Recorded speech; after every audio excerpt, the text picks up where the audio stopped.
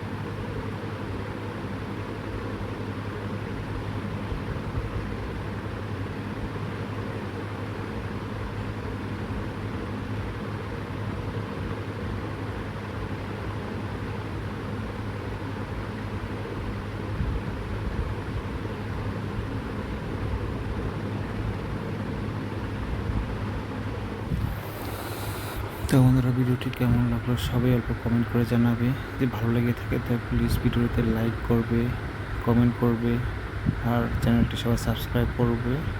আজকের জন্য ভিডিওটা এখানে সমাপ্ত করছি। বাই, আবার আসবো অনেক ভালো ভিডিও নিয়ে।